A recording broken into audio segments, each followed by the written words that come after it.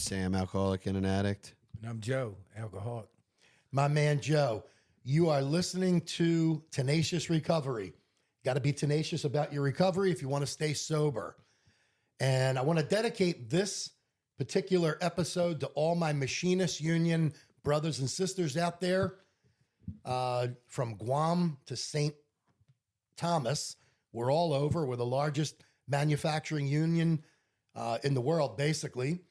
I want to dedicate this to all those union members, and especially my old district, District 141, and the sister district, District 142.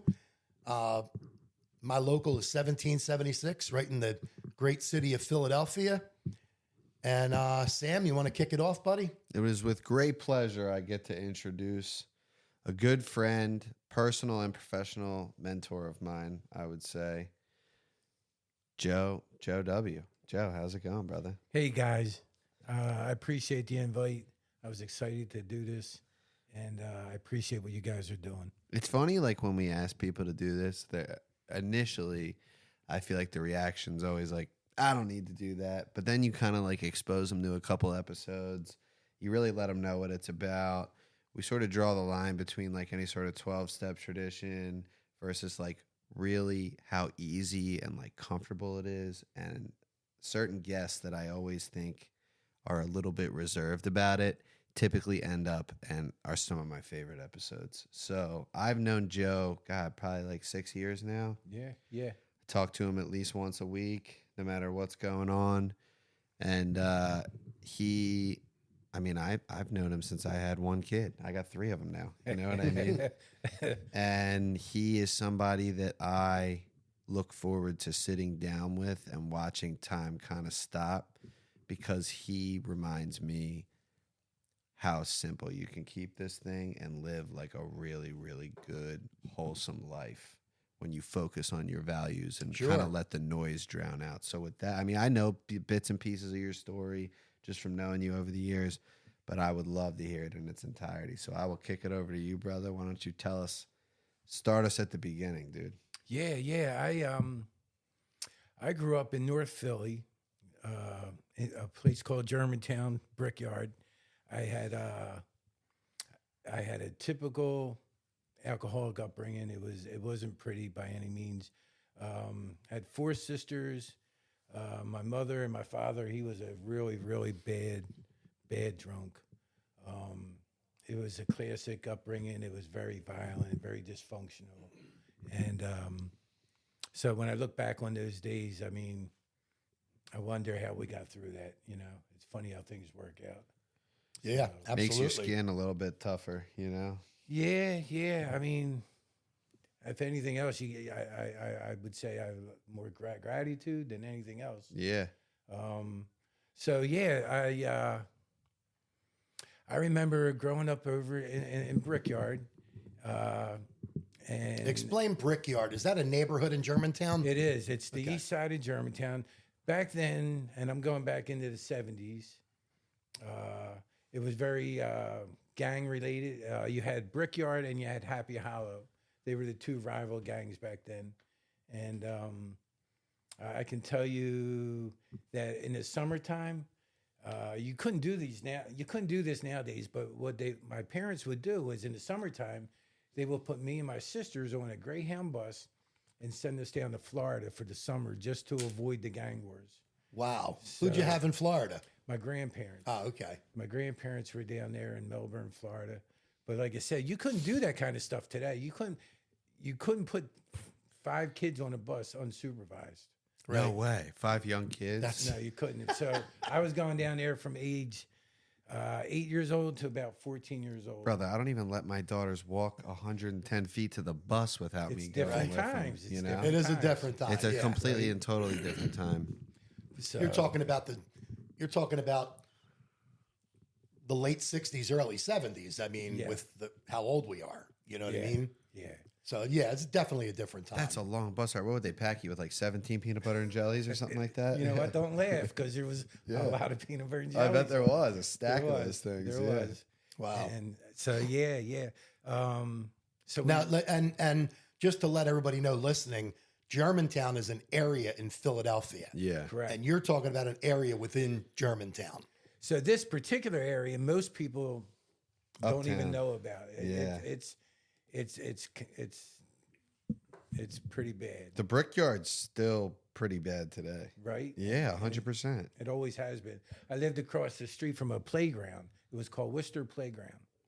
And as I said, this area was long forgotten many decades, you know. So anyway, but we lived on top of a bar.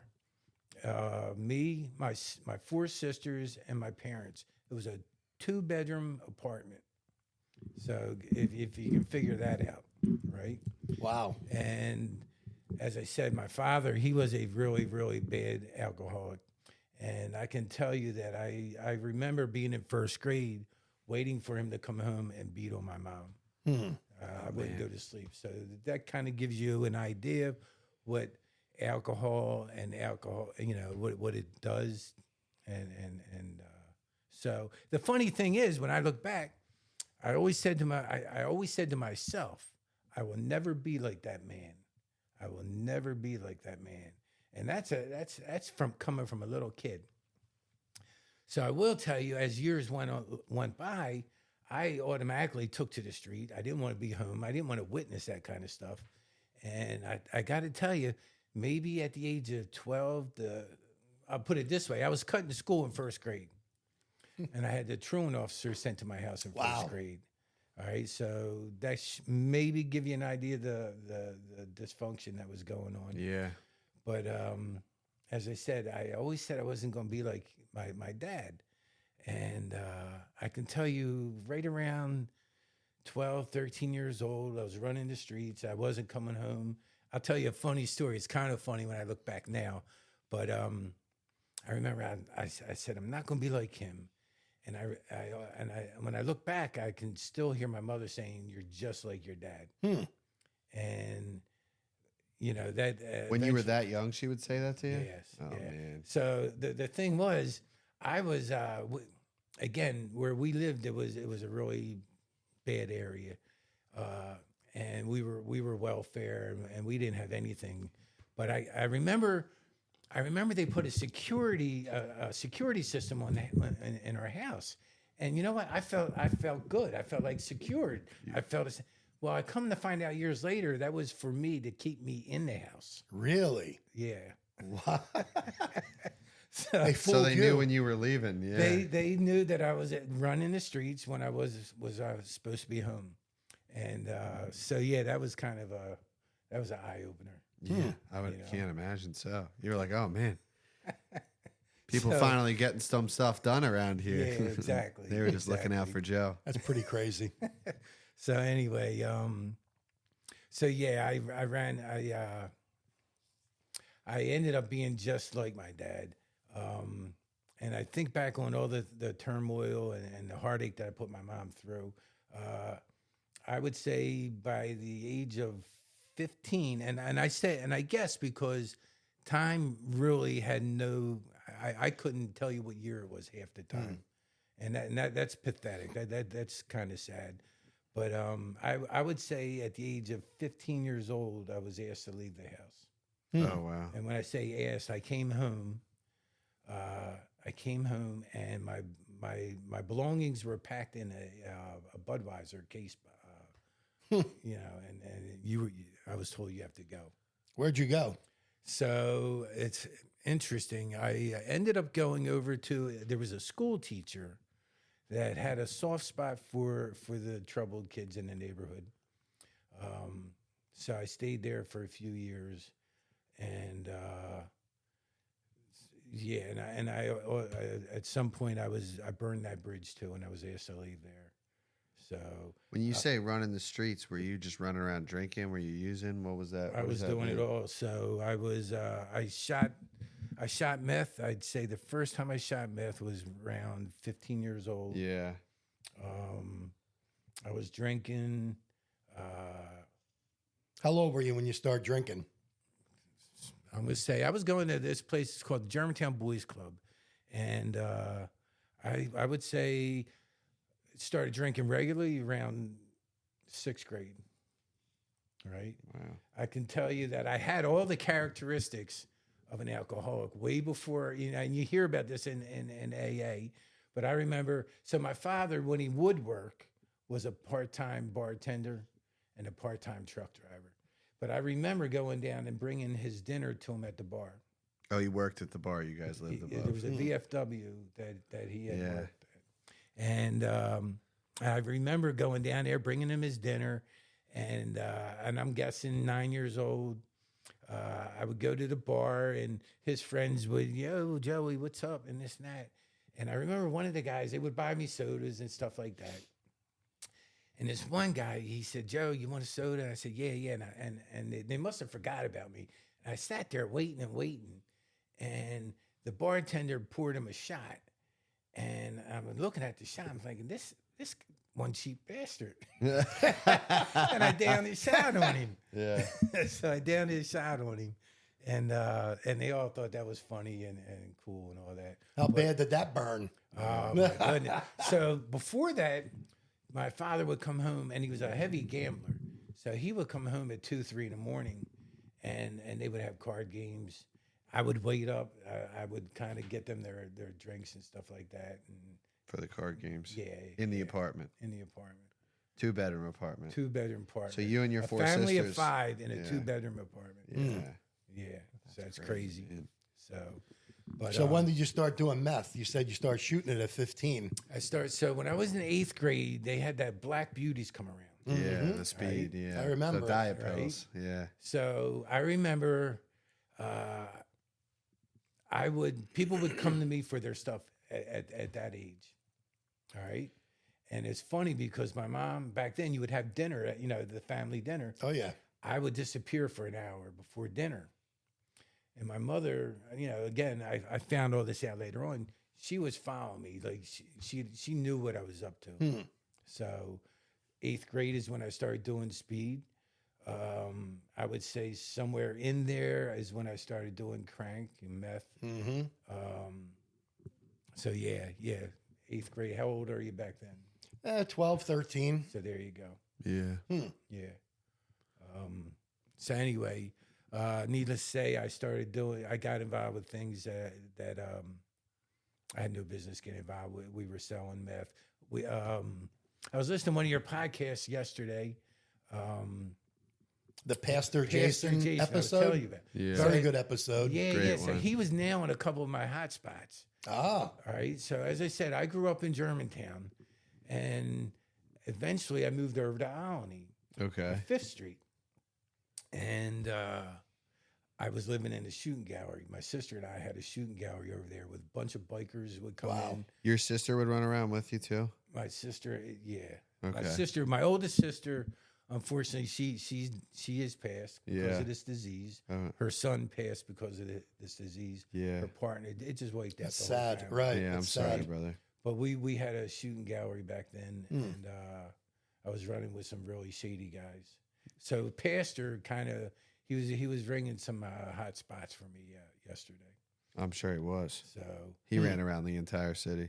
yeah, He was all And, over. and the counties, too. And the counties Right? too. Yeah. He had So- warrants everywhere. yeah. So I don't mean to jump around, but I remember him talking about this one project's over at Rising Sun and Adams Hillside. Yeah. Mhm. So there was a park, and I was telling Vinny before the show, that there was a park right there on the other side of the other side of That's the like- street. On the other side of the boulevard. No, on the Rising Sun Avenue. Okay. On the other side of Rising Sun Avenue. I used to call it Little Puerto Rico. Hmm. And again, I was homeless, right? And I would, after all the bars would crash, I had no place to go. I would crash in this park. And you talk about how twisted your thinking becomes. So I'm sleeping in the park, and I would watch the sun come up, and I'd watch these people go to work, and I was homeless, and I'd look at these guys, and I felt sorry for them. I felt sorry that these guys had to go to work and for a living. That's pretty funny. It's kind of twisted. It's Yeah. kind of twisted. Right. right? Right. I said, there's got to be more I'd rather feed the monkey on my back than do that. So anyway, yeah. So the again, I was homeless for a while. Even slept in a few abandoned houses, and I can tell you that I remember when my mother had to throw me out. She had just moved to Alany, and I shamed her. So I was on the street. What I would do is I would sleep on her neighbor's porch just to shame her. So she had to see you. Yeah, yeah. And the lady's daughter used to take me in, shower me, and feed me, and sneak me in and get me out of there. So she kind of cared for you. It was her daughter, though. It was a young kid. It was so if I was 17, this girl had to be 13. Oh, like a young kid Yeah, would bring yeah, you in and yeah. let Oh, you the take a young shower, kid would get bring some you food. in. Yeah, yeah. It was her Gotcha. daughter, right? So anyway, I lived like that for many, many years. To me, that was kind of normal, you know. And there was one point where, well, I was in and out of treatment centers, like, you know, at a very early age. Unable to hold a job, I was unemployable. I knew a lot of union members, roofers. They were a strong union back then. In my neighborhood, they were very strong. And Local 30. Yeah, Yes. Probably. 30 guys. yes. So and they had their time way back when. Oh, yeah. So I drank and ran with a lot of those guys. Did you work with them? I would do some do some work? Yeah, yeah. And this one job, oh my God, it's funny. I was cooped. I was cooped, and I filled up the kettle. We were doing my buddy's uncle's roof over in Germantown, and this guy rented his cars to the city for their parades. Nice. His uncle. So I was all cooped. I remember, and I remember my buddy saying, "Joe, fill the kettle up." And then we filled the kettle up, and we couldn't get it out of the driveway. We had to pick it up and wheel it, and the shit was hot. Oh, yeah. And we got tar all over the guy's driveway. Oh, yeah. All over the But place. anyway, but yes, I did some work with these guys. I did a lot of drinking with these guys. And point being, I always looked up to these guys because they were able to go to work. They were able to earn a living. I wasn't that guy. And I used to remember feeling that way too, watching people who I thought were living the exact same way as me, but like manage a regular life, like pay their bills, have Right. a house, take a shower, you know what I mean? yeah, Do their laundry, Eat like dinner. all these things that I could never do. I'd be like, but it'd be like 6 o'clock in the morning. We'd all be ripping the same stem. And I'm like, how is it that you will be all right in 6 hours, but I'll still be sitting right here? right. You know what I mean? I could never figure that out. It blew my mind. It honestly probably kept me so sick for so long because I was like, if I could just get like I that. admired that. I thought that was a quality, Quality life. Quality yeah. life. They were Yeah. able to That was the goal. raise That's hell and hilarious. go to work. Right. Yeah, that was And the goal. So Well, that's just a twisted way of thinking that, us addicts, alcoholics have, the mental that's part normal. Of it, the mental part is twisted for Yeah. sure. So I remember, I remember the way I used to think was wrong from early on. I was, as I said, I was homeless.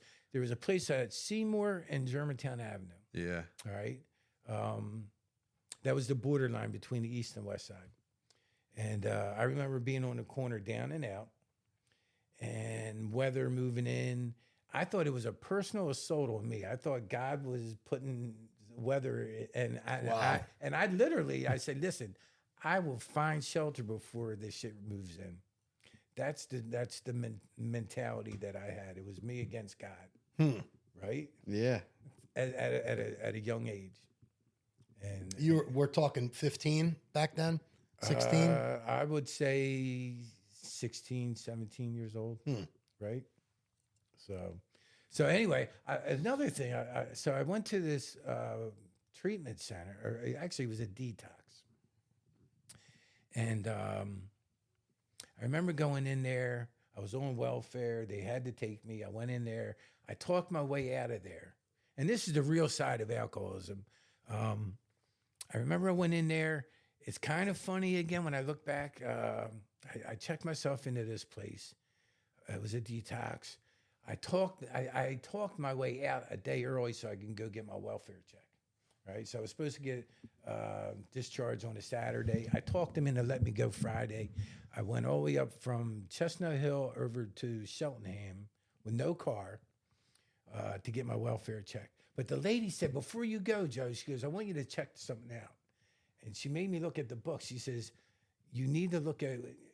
She showed me the paperwork that I signed in. I signed in as Elvis Presley. Oh my God. She just wasn't going to let me go until she showed me that. That's funny. That's Elvis so funny. Presley. It was a joke. Yeah, of course. The whole Yeah, of detox course. thing was a joke for you. Yeah. It was a joke, but the sad part is I needed the help. I needed the help for many, but I couldn't pull it together. It just wasn't time. No. So my point was, so after I got my welfare check, now, and again, this is the state of mind that I was in. I remember when I left there, I didn't want to drink. I didn't want to do any more crack houses. I didn't, for the first time in my world, I didn't want to live like that. Yeah. Right? So I go all the way up to Cheltenham. I get this welfare check. I go, and I didn't have any place to go. I was homeless. So I was able to get over to my mother's house, which was over in Alny at that time. And she let me hang out because at that time I wasn't welcome in her house. For whatever reason, she allowed me in that day, right? And so I'm in there. I got this welfare check. I got money in my pocket, and my stepfather's getting ready to come home. And him and I have bad relations. So my mom turns to me and says, "Joey, you got to go." And it was getting ready to rain, and for the reality kicked in, and I said, "But Mom, I'm really, I'm doing good now. I'm trying." She goes, "Listen, son, I have no reason to believe that this will be any different. You have to leave." Yeah. And point I'm making is, with the sincere desire not to get high or drink. And I'm telling you, I remember like it was yesterday. AA, I've heard for many, many years, AA says you only drink, or I've heard people say you only drink because you want to. And I don't buy into that because I remember that particular day, I didn't want to drink, but I had no place to go. And 10 o'clock that night, I was in a crack house just for shelter, right? I remember not wanting to drink, not wanting to get high, but I had no place to go and I had no support. And needless to say, that opened the door for quite a few more years out on the street. Yeah. I remember the first time that I really didn't want to drink anymore. Like, I remember waking up being like, I'm not drinking today. Like, I can't do this anymore. And physically not being able to not do it. Like, and having such a burning desire to be sober. It was my last run. I wanted to be sober so bad, and I just couldn't do it. And being in complete and utter like shock that it wasn't at all possible. Like, I really at that point was like, I'm just a lost cause. I'll never get this. You know what I mean? Yeah, I do. It's a defeating feeling, that moment. That's borderline.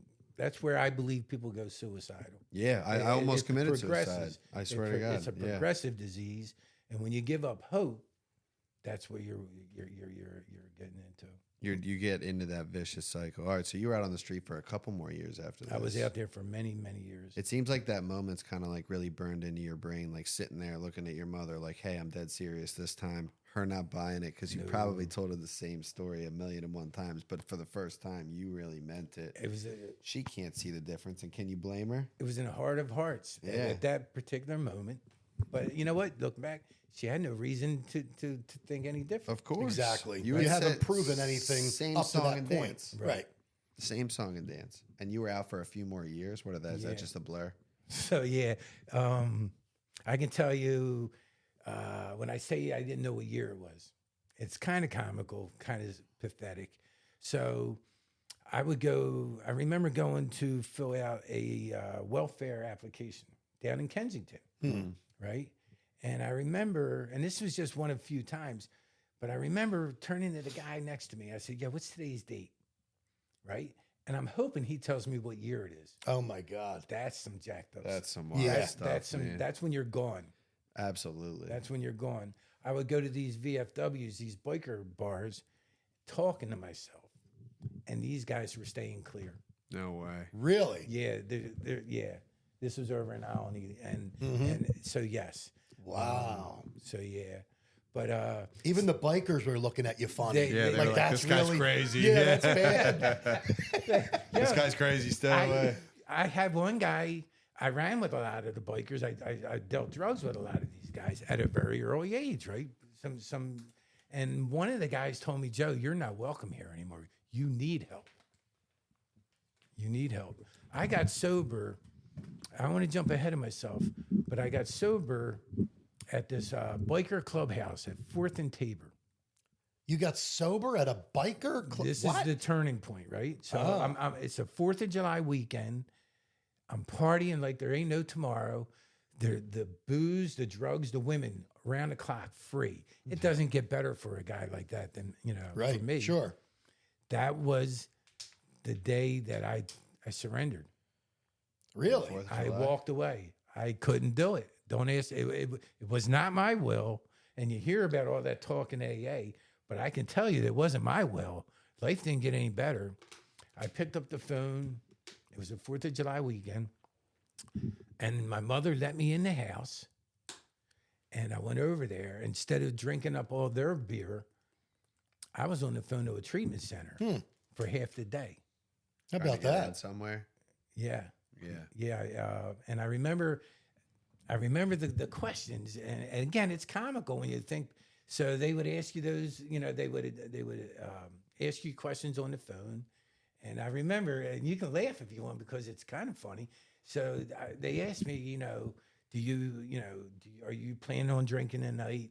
Just your, and then they said, well, how much money do you spend on drinking? And I thought that was a trick question. And I said, what? She goes, well, how much money do you spend? I said, I spend it all. Yeah, everything. Right, Yeah. exactly. Everything I've ever I seen. can't really I thought put it a was a total trick on it. question. Every penny Right. I've ever seen. I thought it was a trick question. Yeah. So anyway, but that was a turning point for me. Just something just clicked. How old were you? So good question. That was Well, was that the so I last was ti- 24 years old when Okay, I got gotcha, sober. I was gotcha. 24 years old when I got sober. So that was in 87. Gotcha. That was in 87. Gotcha. Okay. But I want to tell you that I want this message for my machinist guys and brothers and sisters. I was introduced. So I used to work, and I don't mind telling you, a big bakery in Philly. It was called Mrs. Smith Pies. Okay. Right. This was the one job that I had. I scammed it for a year. I was there for a year. 6 months out, I was fraudulent. And then, so what happened was that, and again, this is significant because I remember What do you mean? You were like stealing from them? I almost tore my, I had an injury that I milked for well. Oh, okay. what it Okay. was- Workman's comp type stuff. Yeah. Right. So, but anyway, I distinctly remember this was also a turning point for me was that I was a hot mess. This is the only job that I was able to hold, and most of it was fraud. Right. So they knew that I had a problem. I had a target on me or whatever. So the union and management got together. And again, now this is early 80s, right? Unions are strong. Treatment is a given. You get 3 tries. Right. Right. Back then, Anyway, I remember the union and management got together, and they were in the conference room. I remember like it was yesterday. I was young. I was like, whatever. And they called me in there, and they sat me down, and they said, Joe, we need to talk.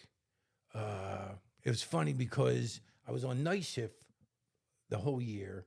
The first week that I got this seniority and I was able to go to day work, I called out sick 3 days and I was late one day, and they said, yo, we got to address this. So they pulled me in the office and they said, listen, here's the deal. We know you have a problem. The good news is we have some help for you. Yeah. All right. Do you want this help? And I looked at these guys and they were really struggling because it was a delicate situation. All right. But they handled it perfectly. And they said, before you answer, we're going to take a break. All right. And we want you to think about this. So I remember I went outside, I had a cigarette.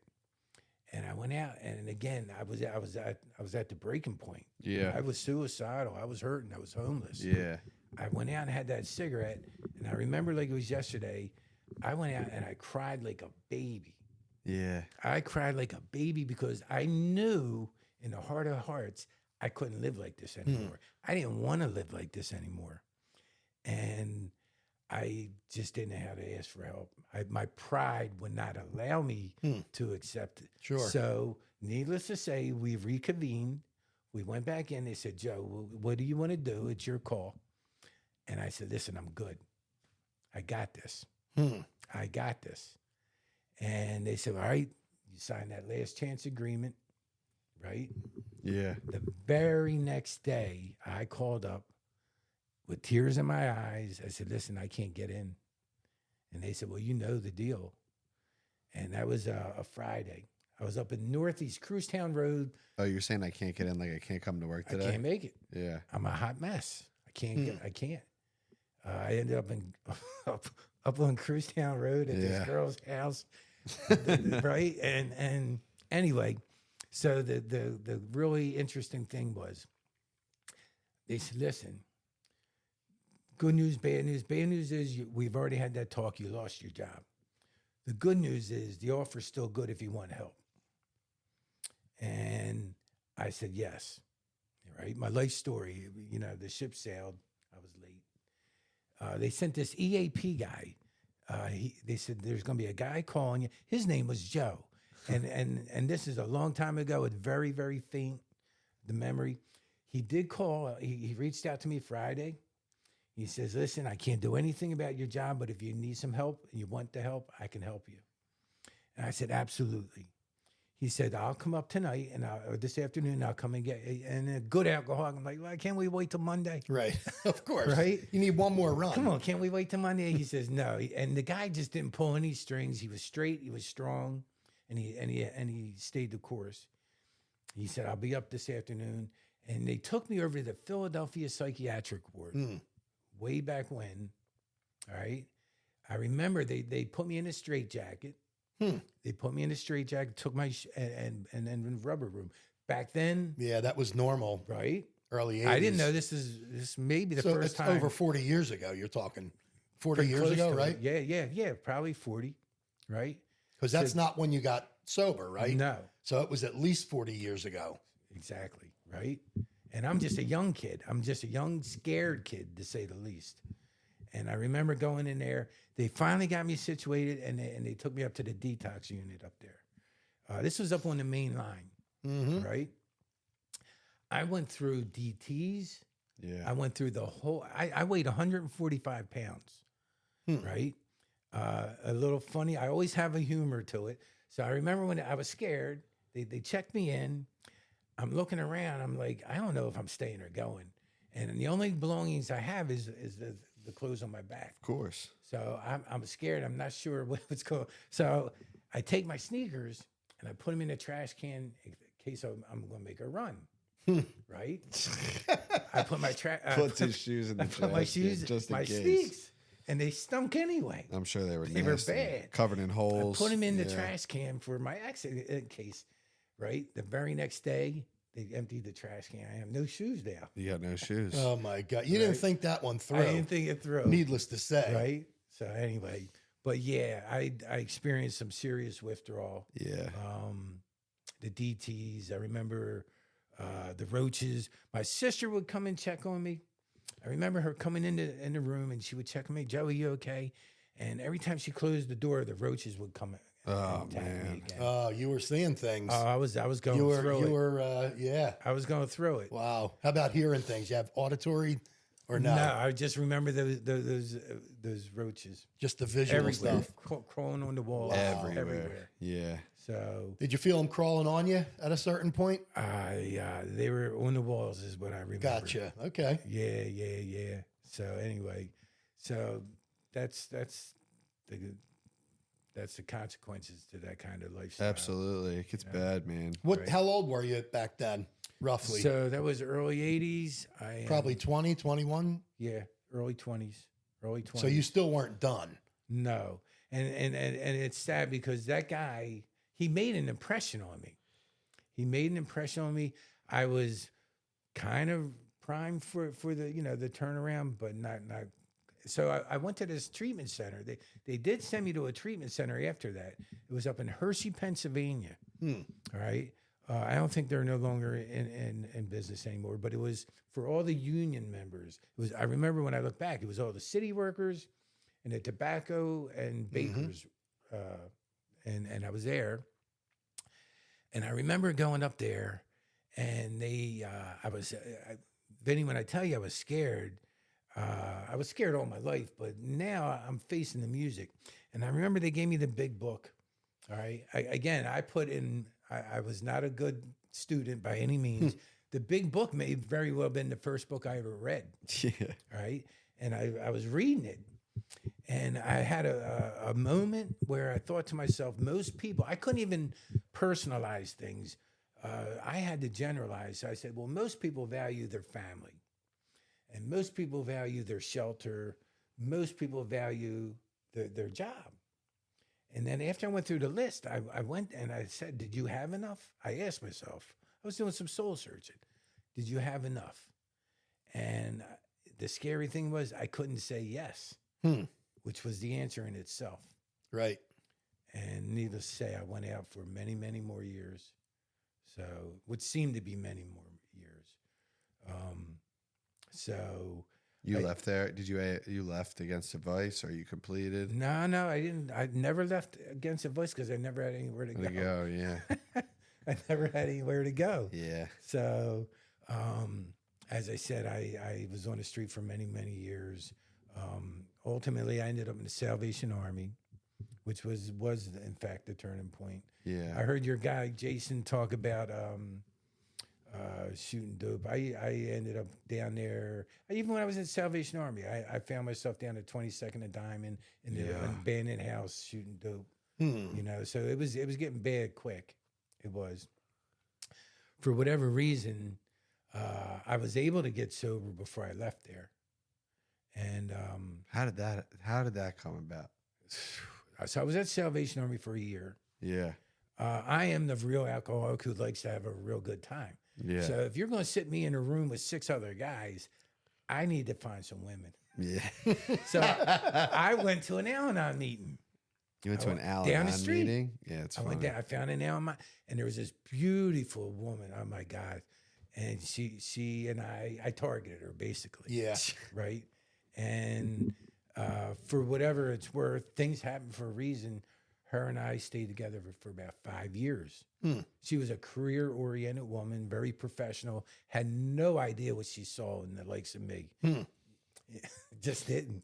But anyway, I was able to move down to Virginia. So I moved from Salvation Army out to Horsham, Pennsylvania with this lady. That's right, yeah. Right? I remember this, yeah. You've told me this before. Horsham. I was with her for a long time. I literally turned my will and my life over to the care of this chick. Yeah. Wow. All right. And you got sober? Yes. You just stopped ripping and running? I stopped. Were you going to meetings and stuff? I did go to meetings. Yeah. I did a few things correctly, and I believe that's what kind of was the difference in me succeeding. I did a lot. I made a lot of mistakes in recovery for sure. But the one thing I always made meetings out of fear that I didn't want to go back to that lifestyle. Yeah. I didn't even go to the meetings wanting to not drink. I just didn't want to live that lifestyle anymore. Right. Right. You got sober on accident is what you're saying. Call whatever you want, Yeah, listen, I'm not knocking it. Right. Look, Exactly. You look like a productive No, member of here's the society thing, to me, no. brother. I did not want to. I didn't want to live that lifestyle. I was willing to do whatever they said, right? And even back then, I remember like it was yesterday. They said, Joe, when you get up in the morning, you pray. You read some literature and you go to a meeting, and at the end of the day, you pray again. And that's what, if somebody like myself can, if I can do it, anybody can do it, So, and I remember my prayer like it was yesterday too. I was like, oh God, help me get through today without drinking and make it quick. Just make it quick. Wow. Make it a quick day. Yeah. So anyway. Wishing your life away at that point. Right. But the good news is AA did what no one else could do for me. Yeah. All right. And I'm not a big book thumper by any means, but you hear certain things in the big book. And for me, AA literally took me by the hand and walked me into the mainstream of life. Absolutely. I was able to get a job. I work with a major airline. I am now able to work for my union in an EAP capacity, which no one will ever understand how much that means to me. To you. Considering that was my introduction to recovery. Sure. Yeah. Right? So that I can't even begin to tell you that. The other part of that is I've been able to, and I feel really big when I say I'm a productive member of society. You are. Oh, you should be proud. That's and that's fine, but here's the deal. For me, the biggest reward is that I have a family. None of them ever see me under the influence. My daughter's in college, my son's in college, and I just feel like I've been able to break that chain. And the EAP was I have a personal debt with that, and the fact that I'm able to do that nowadays is beyond Life beyond your wildest dreams. yeah. Man, I never realized that your story was like. And there's so much more in there. I know there is, but I'm sure. Yeah, we're sure of that. There's so much more. Like, it's the moment of clarity, right? It's like what people talk about, and I think about this a lot. I see a lot of people that just can't get this thing. You know what I mean? I'm talking about guys and women that string together 18 months, 3 years, go back out, burn it all down. Get another 18 months or 3 years, go back out, burn it all down. I just remember a day and point in time where I was sitting down and my will was gone. It was done. From that moment forward, I took the suggestions of another man. You know what I mean? And I still do that today. And ever since that day, I have never had the desire to drink or use. And I find myself really questioning why that is, because I will see, like I said, people come in, do the deal to its entirety. Right, work the steps and everything. And still not be able to stay sober. That's amazing. And still not be able to stay sober, you know what I mean? And it's one of those things where that's what I pray for every day. You know what I mean? Because one day I was just done and I was willing to take direction. And ever since that day, I've been good. You know what I mean? Do I work a productive program in recovery? Absolutely. Is it always perfect? No. But have I ever had the thought of a drink or a drug since that day? I just haven't. I can't say that I have. You know what I mean? And I find myself really wondering why that is. And it's honestly it's my concept of God, bro. That's what it is. Yeah. Who cares why? As You're long as right, you don't man. get that, as long as you don't get that desire to do it. I've seen people with 15 years go out at I don't know what they're thinking. I mean, they're not thinking, obviously. They've slipped back into that addicted brain kind of thinking, and they think they could go out and have a drink and then go home. And a lot of the times they can. And then they do it the next night, and they can have one or two and go home. And then they're off to the races. Yeah, fast forward 6 months, everything's gone. Fast forward 2 more weeks, Yeah. and it's like they're back to where they were when they originally got sober. For me, this thing has always been about being uncomfortable and humbling myself. And when I work with somebody, I'll tell them, don't tell me what you think I want. I can work with you if you're just being honest. That's all I need. I don't, so don't tell me what you think. I'd rather you challenge me, and I can work with that. So it's a humbling experience. It's a great story, brother. I appreciate you coming Yeah, out and definitely. talking to us, That's a man. real good story. It's a great story, without a doubt. It's my story, and If I love what you guys are doing with this stuff. Yeah. If you guys are reaching, there's still stuff. I We can't are. understand the guy who holds a job and still suffers. You know, The problem drinker. Well, to be honest with you, I mean, that's exactly how I was. right? I got You held it down. I guess my first day of sobriety was about 6 weeks before I turned 21. I never missed work. I always went to work. I worked overtime. I did, and I was still an addict and an alcoholic, mostly an alcoholic at Right. that point. I mean, you know what I mean? Like, I could do it. I was the epitome of, functioning, but I kept getting arrested. Right. Had that not happened, I'd be dead.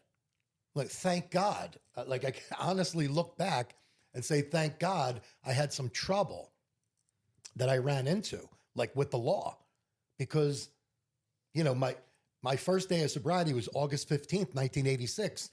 And if you're in the program long enough, the first question is, I wonder what happened on August 14th. Yeah. Well, I stood in front of a judge for the last time on August 14th. And the 15th, I was in treatment. And that was I never had, from that point forward, I didn't have any desire to go out there and drink and do drugs anymore. I had bad days, but I never even thought to go to a bar or somewhere to buy liquor or beer or whatever. Right. Right. But you need consequences to change. Your consequences were 8 years living on the street. I'll tell you this, Vinny. With even all that said, and I share this a lot with my story, it was the loneliness that broke me. Yeah. Oh, I got you. I could go that route, and I was okay with that route, but it was the loneliness. I remember walking Broad and Lindley at 3 a.m, wanting to confide in somebody, or a family member, and nobody was there, and it was living like that, Oh, it's scary, man. and then you And then Definitely. it becomes natural.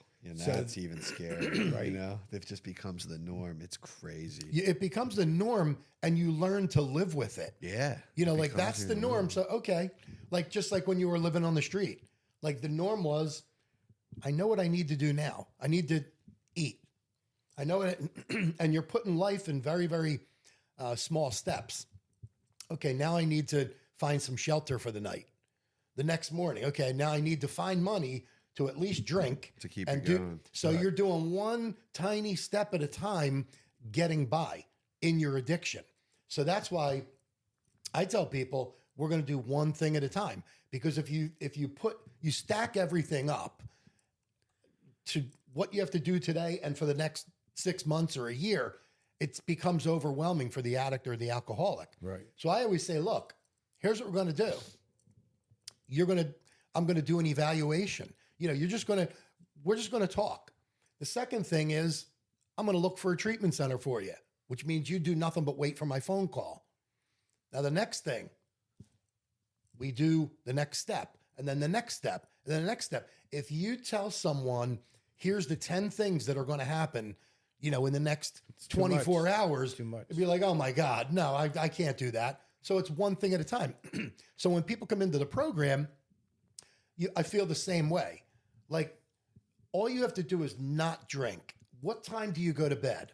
Usually around 11, 11:30. Okay. All I want you to do, I don't care what you do tomorrow. Just don't drink before you go to bed tonight. Oh, and by the way, read this chapter in the big book or whatever. Something like that. And I'll never forget, I don't remember a whole lot from my episode in treatment. I went one time, never relapsed, thank God. But I remember once I was 20 years old, and I thought, oh my God, I may live to be 80. How am I going to go 60 more years without a drink? Oh my God. So I was telling my therapist that, and I'll never forget, this guy was a truck driver who went back to school and got his master's degree in some kind of counseling or whatever. He says, I don't care. 60 years. See, you might not live that long. I said, but I'm 20. And he said, I don't care what you do tomorrow. You could drink tomorrow, but I just don't want you to drink until you go to bed tonight. And that really broke things down into the simplest of terms. Step one, what do you do? I just don't drink. Okay, cool. I got that. Now, what do you do next? Now, what do you do after that? So when you break things down into the least, common denominator, break it all the way down. So I only have to concentrate on one thing. And then I concentrate on the next thing. And then the next thing. The program is very simple. You know what I mean? Yeah. We make it complex sometimes, but it's very simple. Just go to a meeting today. Don't drink before you go to bed. Get your hand up. Ask another man for help. Like, it's so simple. It's follow I never directions. said it was easy. And you follow but it's very directions. simple. Yeah. And shut up and do what I Listen. tell you. Absolutely. And there's people that can't what do you tell people to shut up? I don't tell everybody to shut up. I still struggle with And that do- today. That's I- how I I know don't I'm tell- still sick.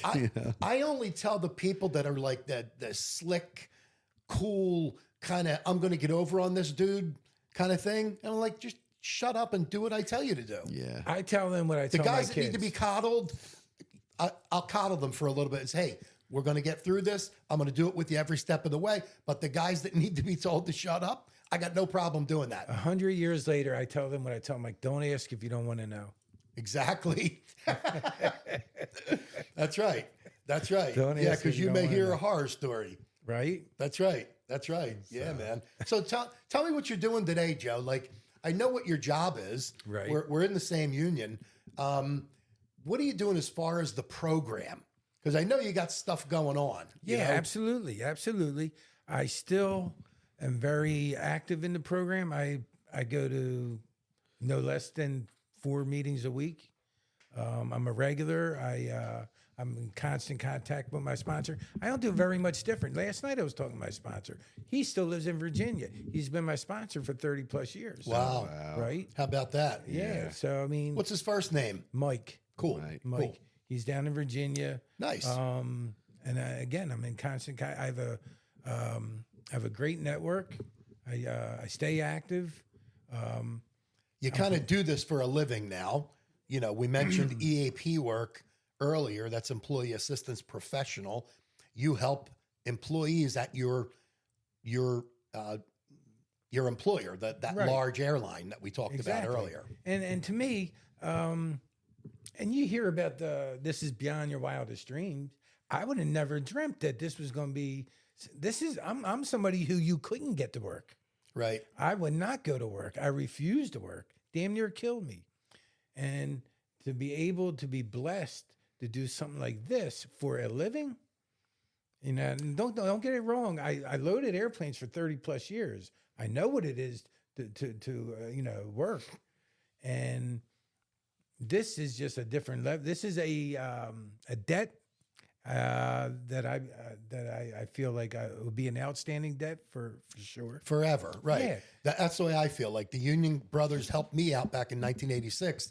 And I feel like I'm still trying to pay that back. Exactly. Although it's And it's it's one a of those gift. things that you hope the feeling never goes away. It's a gift. I know when somebody's suffering, I feel their pain. I can connect with that. And if I'm able to help them, steer them or guide them in any way, get them, that's the best feeling in the world. Absolutely. But to do that for a living is beyond your wildest dream. I always say to people, look what I drank myself into. An entire career. Yeah. My Oh, mother dude. still looks at me like, I can't believe you, son. Exactly. 30 some years later. Yeah. 37 years later for you, right? 37 years. Yeah. She looks at me and she's 84 years old. She's buried grandchildren, children. Oh, boy. I mean, we've buried us more than most should. And you're still look at you. You're And healthy I was as the an one ox, voted, too. The first to go. Yeah, Yes. of course. right? Wow. It's Yeah, funny they would how have took bets on you to go first So back in the 70s. for me to say that there's a higher power working in my life is an understatement. I couldn't 100%. I couldn't have put this together, Right? So You keep, I always say, you do the right thing. Just keep doing the right thing, and the right things will keep coming back to you. Surround yourself with the right people. You know what I mean? You nailed it. I was that guy who was the get over. I would go to a bar. I was that guy who would go to a bar with $20 in his pocket, drink all night, and walk out with 100. Yeah. All right, that was me. I wish I was that guy. That I would was have never me. got sober. Did it doing many, anything many like that. years. I always had a fair amount of like I was always conscious of like, trying not to like rip people off or whatever, because I was always working. You know what I mean? Like I always had money. I always, it's just one of those things where I never really had to get into that because I always had it in my pocket. Like I never had to take it from the guy next to me, Right. But if you're not working, you gotta, So we would have men like you and scumbag like me. And the men like you would look down on guys like me. All right. I would sell you drugs, get you high, and then I would rob you. Mm-hmm. I got you. So I mean, it was a scumbag way of living.